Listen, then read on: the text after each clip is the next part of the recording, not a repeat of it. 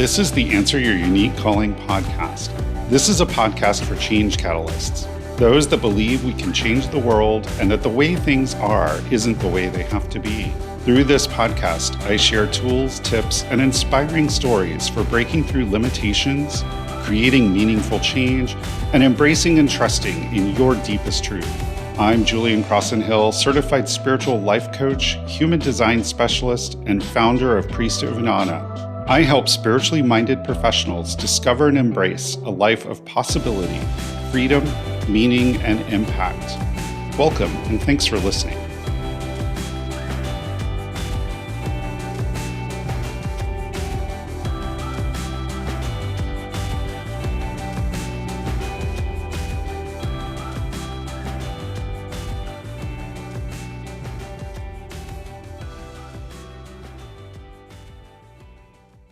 Hello, and welcome to this episode of Answer Your Unique Calling. I'm your host, Julian Crosson-Hill, and today I have with me a very special guest.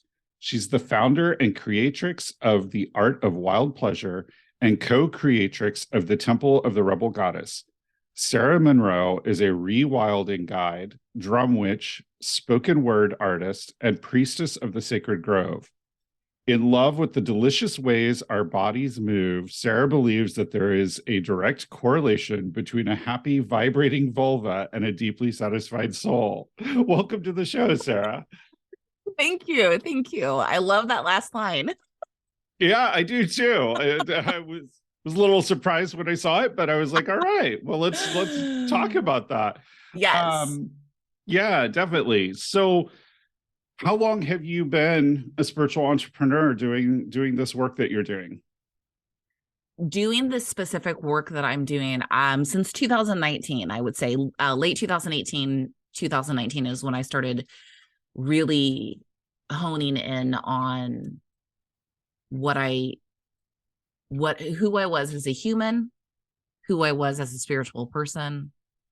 And in 2019, I took some training that just like, there was no going back. Like the floodgates had opened and there was literally no going back. It was a very, I can't even find the word for it. That's how amazing the year was in 2019. Wow. And so it sounds like your business has followed a similar trajectory as me, like coming into it in 2018 and then having to deal with the pandemic. So Yeah. What kind of unique challenges did you deal with trying to start your business and step into this work and the pandemic coming along? Yeah. So the pandemic, or at least the year 2020 specifically, is like a double-edged sword to me. I know that the sharp edge was really sharp for some people, but the other half of that was the cutting away of everything that wasn't serving us, right? There was such an awakening, I think, across the board of, do we really need the things that we've been told that we needed, right? The idea that we have to get married or have kids or have a house or have a specific job that you keep for 30 plus years, and you spend most of your time at work and not at home or out enjoying this life for the very short period of time that we have. So I know that the pandemic was very hard for a lot of people, but for me, it was the awakening, the freedom of things that I didn't even know could possibly exist. So with the Temple of the Rebel Goddess, I co-created that with a woman named Sam Spihala, who I think you'll eventually have on your podcast as well, and maybe even like a duo with the two of us. That's usually a lot of fun because when we start talking, we tend to not shut up. Anyways, her and I had met in a training that I did prior to that. There's a whole story. You can hear it on our podcast, which actually Julian's going to be on next week as well. Or we're recording this week, releasing next week. Anyways, we had put together two really big events. And at first, that's all that we thought we were going to be doing together, is creating these 4 times a year event based on the season. Each one would have a theme, and it would be spoken word and poetry and music and storytelling and art and an experience, like a spiritual experience inside of all of it. And we got 2 under our belt. And the second one was in February of 2020. And then the week that we were meeting Like we had already sat down, talked about our thoughts, ideas, hopes, dreams for the third one. And then we got put onto lockdown. And so both of us just kind of dropped it at that point because there was literally nothing that we could do because these are literal in-person immersive experiences. And so in that time frame, when we were gifted time, right, we never seemed to have time prior to being in lockdown, or that's at least what it felt like for so many of us. I was a certificate chaser. So I had purchased many courses to get many certifications because I felt like I needed to in order to be considered someone worthy of doing this type of work, doing the rewilding and spiritual guidance and things like that. And so I thought, okay, well, in this time frame, let me go ahead and do all of these. I paid the money, never had the time before. So I went through, got my certifications. And then as the year went on, as 2020 went on, and people were more like they were ready. They were like, let's start getting together, even if we have to be masked and distanced. Let's start creating space together. And at that time, I was very lucky that the House of Om, which is a location in Yellow Springs, the owner of it, Melissa, kind of just let me throw things at the wall to see what stuck. And so I started to, in my mind and in my heart, create these gatherings that were spiritually based, the celebration of our blood, of a body that bleeds monthly cycle. And then I came upon, I don't know how I missed it the first time I went through the training, but the possibility of creating drums, a frame drum specifically, because in our ancient cultures, many of the women were the people who were priestesses. They did the sacred work. They helped birth babies into this world. They helped drum lives into the next world. They encouraged the seeds to grow by drumming over top of them. And the first time I made my own frame drum, I was like, this is it. This is absolutely what is, I have to share this. I have to share this specifically with the Art of Wild Pleasure, which is where I started doing the drum work, through the lens of the divine feminine, helping women like be loud, take up space, make noise, be brave in a world that keeps telling us to be quiet, shut down, shut up, sit down, all of those things. And Sam and I wanted to have a partner to help me do all of these things because I knew I wouldn't be able to facilitate this drum making and make it like really rich and worthwhile and sacred without having a partner. And I asked Sam if she would be interested in it. And my original goal was that we were going to do it. Each time I would do the workshop, I would have a different helper, and the exchange would be that they get to have a drum for the day. And the first time that Sam and I did it, she was like, I'm not leaving. And I was like, no, you're not. And so that is what like catapulted us into creating. We were nomadic at first. We would travel to all these different places. And then just one day it was like, oh, we're meant to have our own space. And it was just these beautiful confluence of events that these lily pads were just opening up in front of us and kept allowing us to step forward.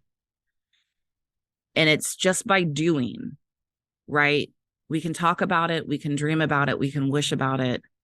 But you have to throw caution to the wind. You're never going to be ready. And so I was like, we're just going to do it. We're going to do it. And I remember myself at my very first workshop. I'm talking a lot, so please, thank you.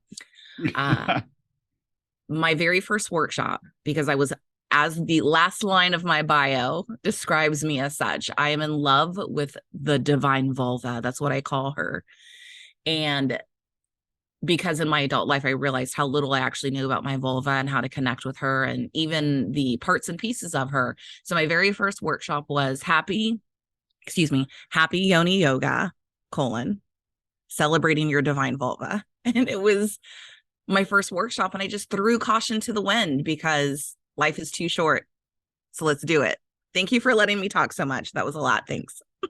No, it was fantastic. Everything was really, really wonderful. I loved what you said about the way that the pandemic gave us time, right? Everybody feels like they never have time. And then suddenly everyone had a bunch of time, and like such beautiful things came out of that. You know, you hatched a business. I hatched a business. Lots of people started new businesses.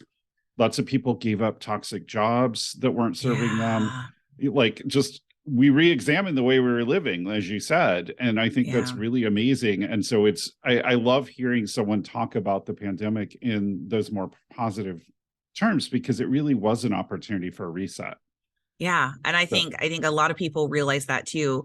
And also being gifted so much time. Yes, you may have worked from home, but it was a different experience, a different dichotomy, right? So we were gifted time and we didn't know as humans what to do with it. And so you saw like the dark days of the pandemic, like, what am I even doing? Because we have never been allowed the time to cultivate relationship with time, because we're yeah. always doing, going. And usually it's in the benefit of someone else. Yeah. Yeah. Yeah, exactly. And, as spiritual entrepreneurs, it's easy to get wrapped up in hustle culture, because we've been told all of our lives that being an entrepreneur is about working all the time and just really knuckling down and digging in and doing all of this stuff and making it happen and making it work. And actually, I found that the most successful spiritual entrepreneurs are the ones who find a sense of flow in their business. So Yeah. I'm curious, how have you avoided hustle culture in operating basically two businesses? Yeah. Well, I could definitely say without a doubt, there's literally no doubt in my mind that if it were not for Sam, and I would hope she would say the same thing about me, there is absolutely no way, because the Temple of the Rebel Goddess is a physical space. It's a physical location. We have hosted, or are going to be hosting, between last year and this year, over 200 events. We have 20 plus facilitators. I could not imagine doing all of the parts and pieces if it weren't for finding a counterpart in someone, because Sam, her brain works in such a way that it's just, I step back and I'm in awe of it. We're actually just talking about Golden Shadow and how I am in absolute awe of how Sam can look at something, for example, like our marketing images, what we create and put on social media and put on our website. Sam creates all of those. And I'll create, she just loves me. I know she does, but I'll create it and it'll be like, it's fine. And then Sam will go in and she'll shift 3 things and add a filter and it looks completely different. And it looks so great. And I'm in awe that I get to watch her do that, because it's making me more confident in the way that I promote myself in my personal business. So I will say that if you are blessed enough to be able to have a counterpart to help you inside of completely physical, like brick and mortar shop, open, that type of thing, I wish upon wish, and I hope upon hope, and I pray upon pray that you find someone that fulfills you and doesn't feel like they're taking, that they're depleting, but that they fulfill you and you fulfill them. So that is honestly one of the most important things when it comes to physical locations. And when it comes to my the Art of Wild Pleasure, which is mostly either online or in person, but in retreat spaces. So I do many retreats, and next year, but there's so much coming up of the different types of retreats that I'm offering. And I am not going to lie. I let whoever my spirit is, spirit, God, Goddess, the great mystery, the magic man in the sky, I let them guide me. And that if it doesn't feel good inside of my body, I don't do it. So I've listened to my body really well. Now, does that mean that you can't have goals and structures and have to put things on a timeline and in your Google Calendar? Absolutely. You have to do those things to hit those marks, because if you're not consistent, you're going to be losing out on the possibility of reaching a wider audience who needs to hear your message. But if you are doing something and it is making you want to pull your hair out, but not in a good way, then it's time to take a step back and reassess. And sometimes one of my favorite sayings that I have been saying for the past few months is, sometimes we're too close to the tree to see the forest. And so sometimes it does take an outside perspective just to say, hey, would you be willing to look at this with me and give me a different perspective? Because we get that tunnel vision, right? And especially just who you are as a human, the experiences you've had throughout your life are going to shape the way that you look at the world. And sometimes you need someone that's out on the sideline going, hey, you're missing what's over here. And but I come back to, what does it feel like inside your body? The job that I had previous to this, I loved the environment. I absolutely loved the environment I was working in. I absolutely loved the people I was working with, but the job itself made me want to pull my hair out. And it was depleting me to the point where I started doing a bad job because I just, that's what it felt like. And so recognize that, listen to your body. What is your body telling you? What's your heart telling you? Where do you feel it at inside of your body? All kinds of things. Yes. I hope that answered your question. I went on a tangent. No, it really did, because I think that listening to your body is such a critical piece. And of course, I've talked about this before on my podcast, that the way you tap into your human design is by listening to your body. You can't understand your design from your mind. And by thinking about it, you have to feel it. And so I think that just really like reinforced that in a lot of really beautiful ways. Of course, you said it much better than I do, but it was wonderful. So I'm really interested in, you said you do a lot of retreats, and I know I work with a lot of coaches and people who are doing similar types of work. What's been the hardest part of getting started in like facilitating and scheduling and planning retreats? And what would you recommend? Like, what's one thing that you would say to someone thinking of doing retreats that they need to consider? This is a great question. My biggest thing would be start out with weekend retreats. Yeah. And the reason why I say that, and this is just so funny.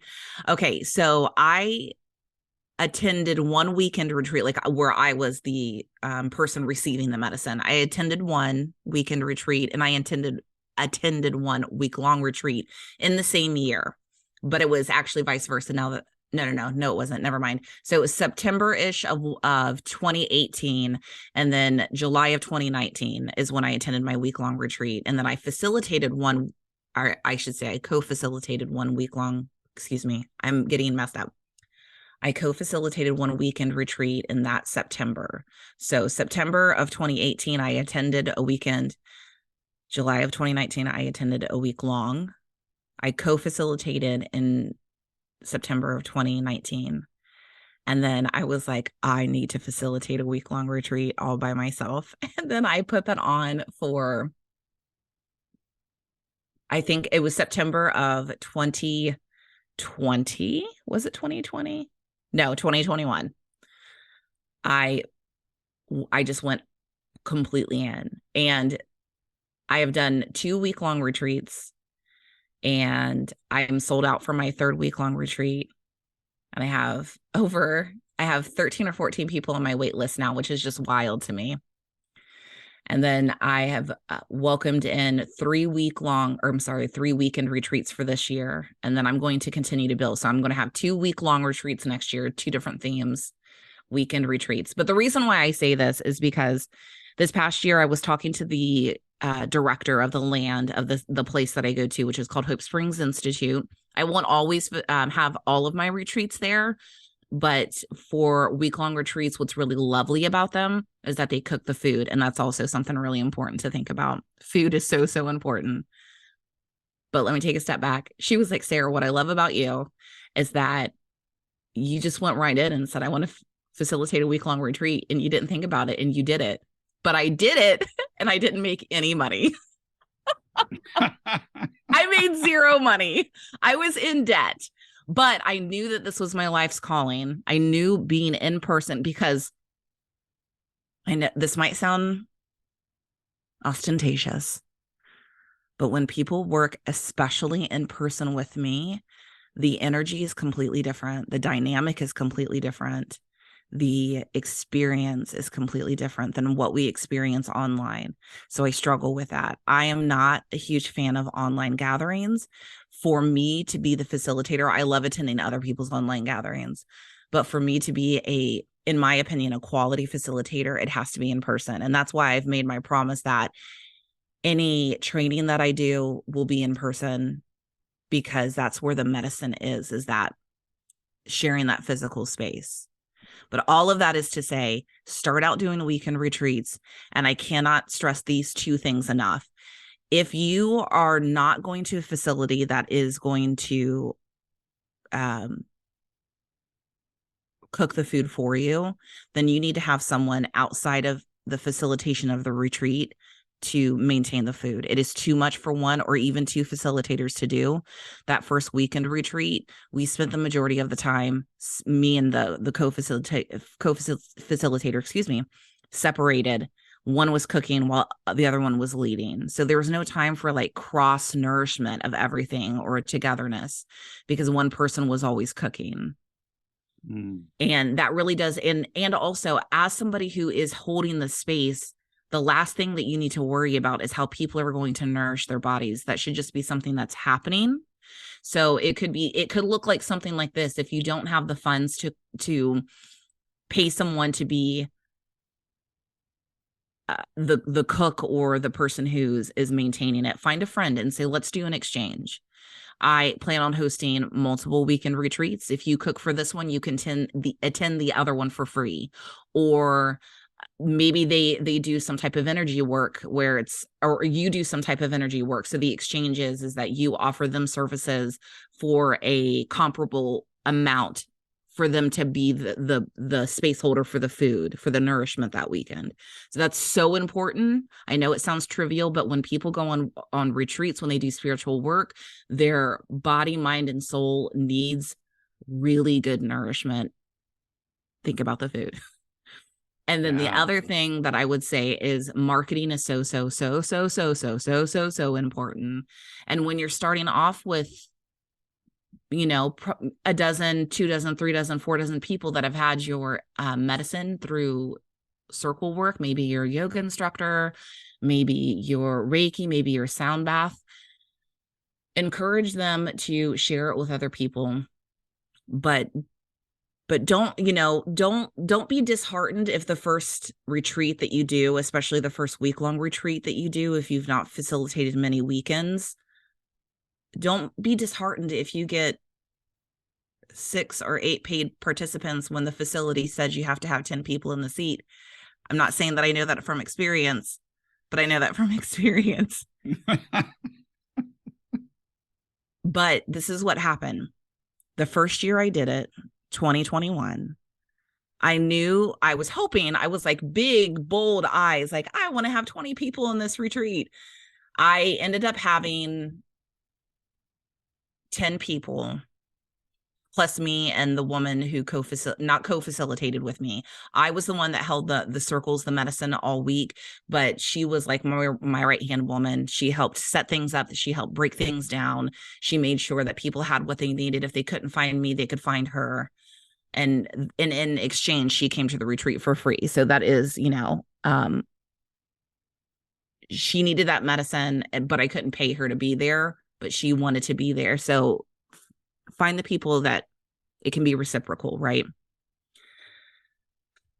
The first year I was begging people to come, essentially. The second year I was like, okay, I'm not going to beg people. The people who are going to be there are going to be there. And I had 8 paid participants. And then the third year I sold out in 2 months. Yeah. And now in this third year, I have 13 people on the wait list. We are so inundated with the idea that when we see an overnight sensation, we're not seeing the 10 years of work they put in. We're not seeing the no's that they experience. We're not seeing their B sides, for those of you who are familiar with records and the A and B sides. We are not seeing all of the times that they were questioning, are they on the right path? Are we doing the right thing? We're not seeing any of that. We're seeing their golden time, right? They've experienced plenty of shadow time, plenty of what the hell, spirit, what's going on? But if you put in the work, and it doesn't have to be hard, grueling back-breaking, heart-aching work. But if you put in the work just to say, I'm going to keep showing up because I cannot see myself doing anything other than this, maybe not for the next 60 years of my life, but right now in this moment, my path is telling me that there is nothing else that is going to fulfill me or nourish me right now in this moment.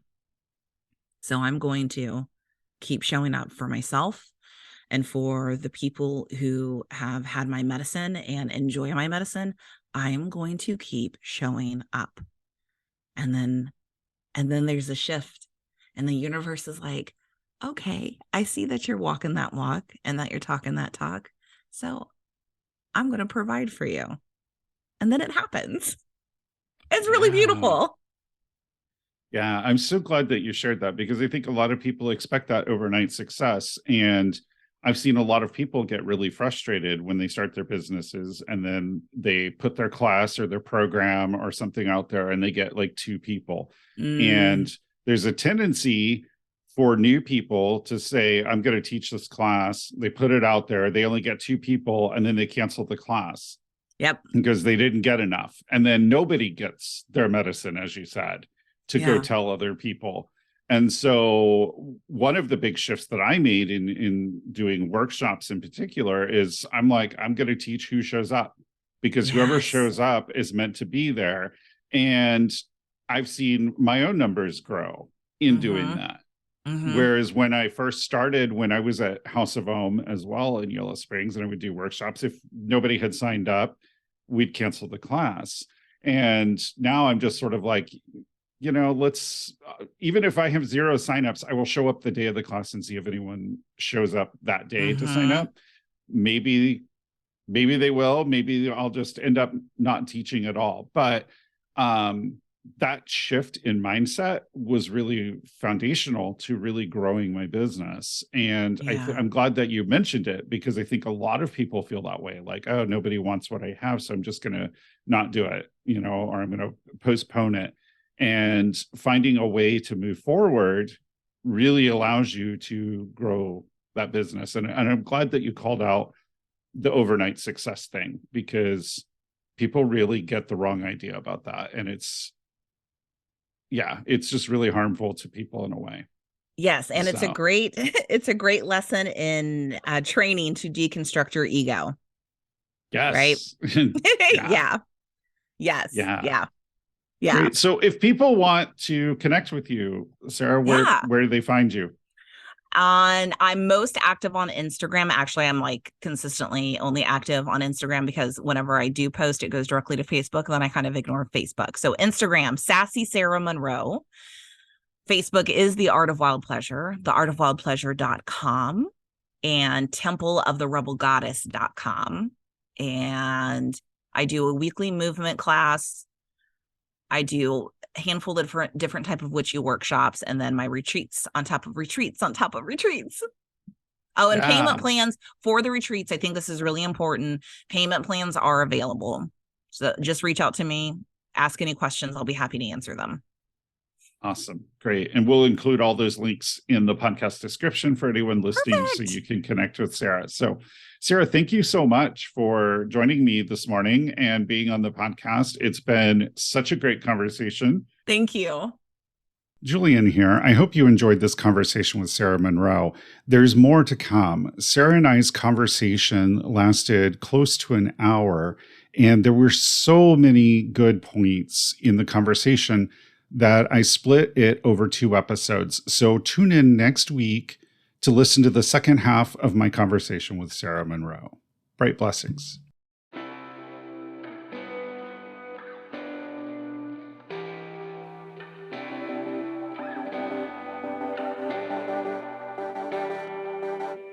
This has been the Answer Your Unique Calling podcast with spiritual life coach Julian Crosson-Hill. Help others discover this podcast by leaving a rating on Apple Podcasts or Spotify. Did this episode speak to you? Is there something you'd like to hear more about? Have a suggestion for a guest you'd like to hear? DM me on social media or use the contact page on my website to let me know. www.priestofannana.com. That's Priest of Inanna, INANNA.com. Follow me on Instagram and Facebook at Priest of Inanna, and don't forget to check out the Soul Expansion Soundboard live every other Friday at 12 p.m. Eastern on YouTube, Facebook, and LinkedIn.